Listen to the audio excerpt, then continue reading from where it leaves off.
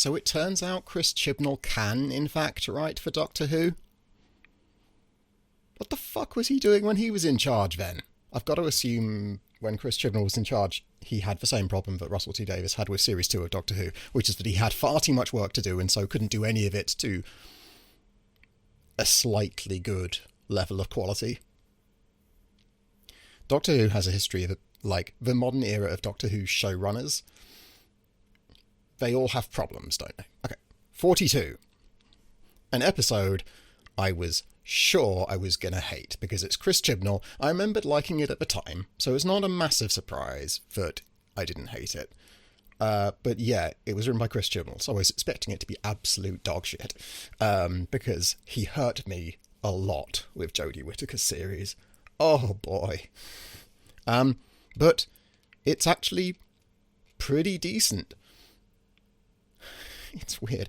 Okay, so whenever we talk about 42, we have to accept that the premise is absolutely bananas, and not in a good way. They have to get from one end of the ship to the other, and there are 30 or something deadlocked doors, and to open each door they have to input a password that they set years ago when they were drunk, and each door has a different password. If you were trying to kill the crew in an emergency, you'd struggle to come up with something better than that, beyond, like, just pressing a button and having the ship blow up. It's very bad. Everything else about it, though, like, it's tense, the baddie is interesting, the story has good planting and payoff, which Chris really struggled with. The ship is run down, it's crap, the crew are scrappy and struggling to hold everything together. There are hints that the captain is up to some shady shit, and there's a big fuel problem. And this all, like, gets revealed, so, like, that's how we start, and then the baddies say, oh, Captain, this is your fault. And the Doctor learns the son is alive, hence why I was able to possess people. We could probably have guessed that, Stocky. And then, yeah, it reveals that the ship scraped the sun for fuel. And hence, like, there's, like, it was damaging a living creature, which is why all the stuff happened. Like, it has a perfectly sensible through line from beginning to end. Planting, payoff, all that stuff Chris Chibnall couldn't do at all in Jodie Whittaker's series. It progresses with a very good sense of flow. It's logical. It all makes sense apart from the initial premise. Chris Chibnall balances multiple, like, subplots. He jumps between, like, 3 sets of characters. He pairs the characters off and then jumps between them. And it's done very skillfully. It's very hard to jump between characters. And there's a wonderful crap early noughties martial arts film called Cradle to the Grave, starring Jet Li and DMX Rip. And the final fight also jumps between 3 sets of characters, and it just doesn't work because it loses momentum every time it jumps. 42 doesn't. 42 keeps the momentum up. I'm talking myself up as if I liked the episode more than I actually did, but, like, it's genuinely pretty impressive. What really gets me, though, Martha, like, has a couple of really amazing moments. Freema is really genuinely impressing me multiple times. Like, Martha is a really good character anyway, but Freema, it's hard to... So this is quite good. Like, Freema is clearly, like, terrified, which, fine. That stuff's relatively easy to do. She's bonding with this person. They got boosted out of an airlock because of reasons. Like, the baddie boosted them out and the Doctor has to go get them. Oh yeah! I forgot about this. Adjoa, Martha's mum, Mrs. Jones, she is talking on the phone with Martha, and Martha's, like, saying what might be a goodbye. Adjoa is back to doing really good work, and the character works, but it turns out Adjoa is, like, there with someone who turns out to be like one of Mr. Saxon's aides. Again, the overarching story is good. This is good. One of my commenters said Series 3 was the best Russell T Davies overarching story. I completely agree. This is going really well so far. Where is the bit that really impressed me from Freema? Oh, God. Was it that? Like, this whole scene, Freema is doing really amazing work. I mean, the boy is also fine. I wasn't sure about him kissing her head there. I don't know. This bit is goofy. This bit isn't great. Like, the Doctor really struggling to reach a button. It's like, oh, yeah. God, yeah. That entire section, Freema is just fucking doing work. And, okay, so Freema has to get to the bridge to get the crew to dump the sun-infected fuel so it can return to the sun. The crew are useless, they don't know what they're doing, the engines won't fire because it's still full of sun, and they've got a minute left. 106. Collision alert. Collision alert. Stop working! Why is it not working? Collision alert. Murray's music is good. Martha wants it. Bridge. Vent the engines, dump the fuel. What? Some particles in the fuel, get rid of them. Do it! Now! Fucking chills, man. Freema has such command in that fucking performance. It's so good. Sorry, yeah, like, I promise... I'm not putting this on. I am genuinely in awe of that performance. It's so good. Like, being a Doctor Who companion is pretty hard, because a lot of the time you're screaming, asking questions, or being in peril. There is always a question with Doctor Who, because the Doctor and the companions are entering into a new situation basically every time. You always have a problem of how do we get the people in that situation to listen to the Doctor and or the companion. And a lot of times it's sort of skipped over a bit. Like, multiple times in Series 2, the Doctor just didn't give, like, a plausible reason for anyone to listen to him. I think that was a real problem in The Impossible Planet / The Satan Pit. Like, why are you listening to this guy? He's just a guy. But when stuff like that happens, oh yeah, they would fucking, Martha said jump, they jump. Very cool. Other than the preposterous nature of the doors all having individual passwords that the crew have forgotten, and they have one chance to put in every password, if they get one password wrong one time, the entire system locks. Like, that's a terrible system. Other than that, and occasional moments like the Doctor struggling to press a button, it's really good. Murray Gold's music can be really good, but it can also have a few... So, like, they've dumped the fuel, they're clear, they're heading out to the sun, right? Out away from the sun. Just enough reserves. Yep, good job. They're happy, good. Good for the boys.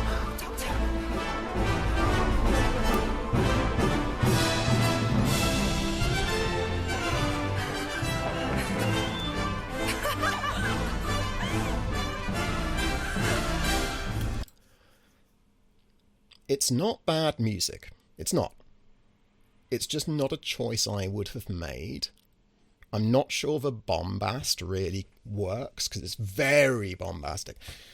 I personally would have gone with something more like an emotional, slow bit of music under that. But it's not bad, I just don't think it quite works. There are a couple of problems. So there is this guy who has been infected by the sun, and he's got sun powers, and he's going to start burning people alive. He burns this poor lass. They go, oh, hey, the dude's gone. He was supposed to be, like, in a coma or whatever. Where's he gone? And so they turn and they see what happened to their crew member.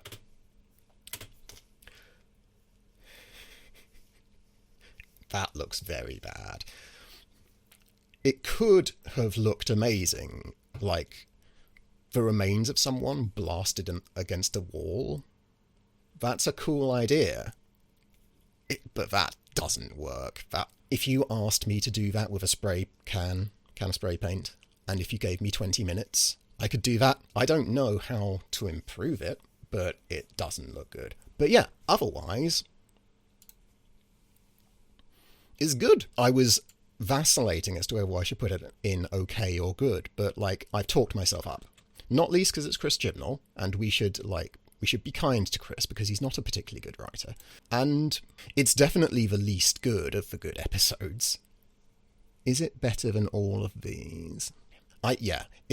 You could really argue as to whether it's good or okay. I've talked myself into it, and also I'm generous to Chris Chibnall if he ever writes anything good, because clearly the boy can't really do his job very well, and there's no reason why he should be still employed. Bloody nepotism networks of straight white men. I assume Chris is straight, actually. I don't know. Anyway, then we move on to Human Nature and Family of Blood, which, Jesus Christ. I have mentioned I write novels, which is one of the reasons why Doctor Who. It's a show that I absolutely love, and multiple times during Human Nature and Family of Blood, I would sit there going, holy shit, I would love to be able to write something this good someday. Like, Paul Cornell, who wrote it, is really significantly better than I am at writing. I don't think that much. I've been working on the whole writing thing for, I think, 12 years at this point, and I've made a bunch of improvements. I'm still, obviously still improving. Everyone is. But I think I've reached the point where I'm now good. I have thought this before and been wrong, but I now think this is true. But Human Nature and Family of Blood really blew me away with just how good the writing is. When about every 5 minutes, I got hit by a fuck me, that's good. And it's not all the writing. The performances are really amazing. Freema is excellent. No one is surprised. Tennant is very, very good. And I am not actually that convinced by Tennant's performance as 10. And I don't think it's David Tennant's fault. I think I am struggling to enjoy Tennant's performance because the 10th Doctor was so inconsistent at this point. The love shit with Rose, the Doctor just being randomly cruel 1 minute and affectionate the next. It's kind of a mishmash of stuff, but his performance in this episode is so good. The romance works. It works very well. They're both clearly in pain, don't really know what they're doing. It's cool. Right. Okay, so this is the scene. Oh, she's so fucking good, man. All of the actors are working so hard. Okay, so this is the first time Martha has seen this lass since the white girl was turned into an alien. So she doesn't know to be suspicious. Don't be suspicious. Don't be suspicious. So Martha is inadvertently feeding the alien info. It's complicated. In what way? I just can't. It sounds so interesting. Tell me. Tell me now. And Martha, being someone who isn't a fucking idiot, realises something's off. Put a nice bit of gravy in the pot. And some mutton. Or sardines and jam, how about that? Martha does a test. I like the sound of that. The alien fails. Right. Martha immediately goes, oh fuck. Okay, I'm gone. It's such an efficient scene. Just something as small as Martha being careful closing the door. The alien clicks. It's such an amazing sequence. It's hard to do scenes like that are essentially a game of mental chess between characters. It's so good. I love the fact that Joan is kind of racist. Everyone treats Martha like shit, as is appropriate for the era, sadly. Actually, to be fair, the kid doesn't treat Martha like shit, but everyone else does. And even Joan does. And when writing material set in the past, it's very tempting for writers to have their protagonist or their main characters be one of the good ones who isn't racist.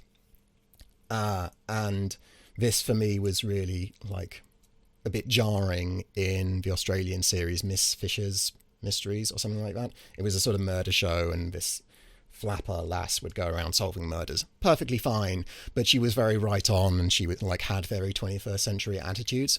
And, you know, it's a cozy mystery show, fine. It's not exactly a problem. And, like, there is an argument for being able to make material set in the past and not just have it be an endless cavalcade of racism, ableism, homophobia, sexism, etc., etc., etc. But I really like that Joan is unpleasant to Martha because of her race. It's like, yes, Joan isn't a saint. And this was kind of what it was like, even though, like, they have definitely toned the racism down, which is appropriate. It's a family show. And yeah, like, John Smith / the Doctor is very confidently wrong and in some ways kind of a shit, but in a way that's internally consistent rather than the way sometimes the Doctor is randomly a shit for no reason.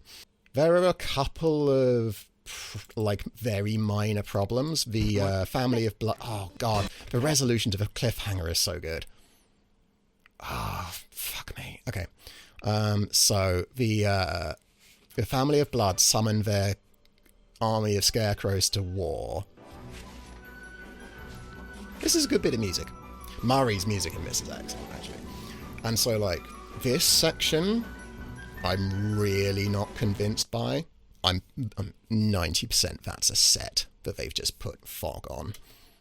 Because maybe they run out of time, maybe they didn't have a budget, maybe they didn't want to have a bunch of shots of scarecrows, like, waking up and getting to the school. Because, until this shot, I didn't even know that that's what they were doing. They were showing multiple groups of scarecrows coming.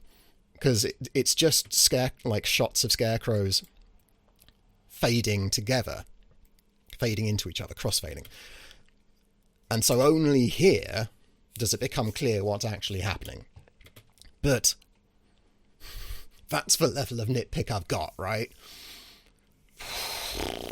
I could be here all day with the fucking brilliance of this episode. Oh, this bit where John Smith is like, shit, I don't want to die, what the fuck? I like the kid. The kid is a really good presence in the show. Doctor Who includes psychic characters semi-regularly, and I rarely like it because, like, this ordinary person's psychic. Why? Shut up. And yeah, most of the time I don't actually think it adds anything. So Madame de Pompadour in The Girl in the Fireplace, there's a section where the Doctor reads her mind, and she reads him back. And it's cool, and it is justified. She says a door once opened can be gone through in either direction. So it's justified, and it's like a way where to demonstrate that she's really sharp and on the ball. Fine. But there are other instances where you just have a random psychic person. The one I remember is in the 4 specials Ross wrote at the end of his run. There was an Easter one, and just one of the characters was randomly psychic. Why? Shut up. But it really works with this kid. And I sort of wish that there were fewer psychic humans in the show, because the association sort of cheapens it a bit. So, like, he isn't a remarkable person. He's another one of those. And it's not a problem. It's just, yeah. So for my first Doctor Who video, in Matt Smith's Regeneration episode, I was a bit snarky about the effects to make Matt look old. This effect, it's fucking perfect. Yeah, they nailed it. To be fair, he doesn't have to move. Jessica Hynes' performance. Yeah, Jessica and Freema and Tennant, actually, are all working so well. Hynes and Freema in particular. She is communicating so much with her performance, which, considering how buttoned down it is very cool. Oh, damn.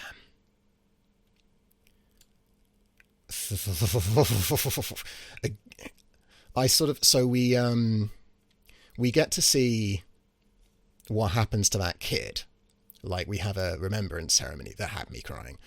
And it's very cool. I wish we'd had a scene with, like, what happened to Joan.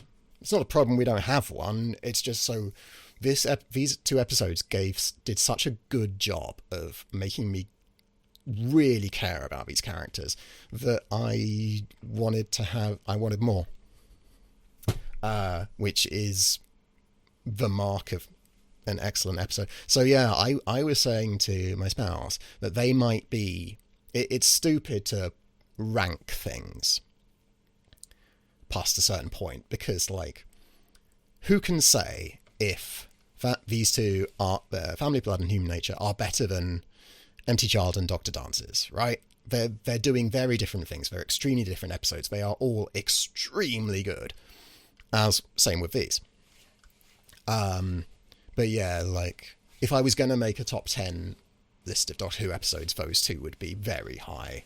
Like, they are damn near perfect. They're extremely good.